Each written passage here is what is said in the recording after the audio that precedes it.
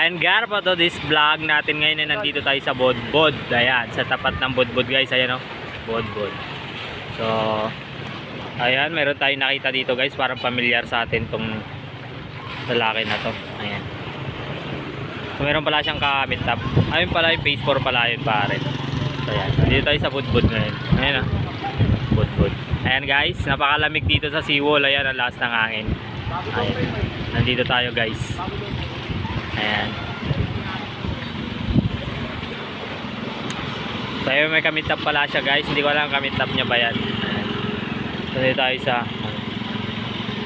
ayan guys. Napakalamig dito guys.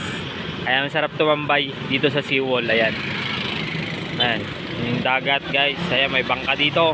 Mahon na yung bangka. Ayan o. Ayan bangka. Ayan. May mga liwanag dun guys. Ang gagaling sa dagat. Ayan.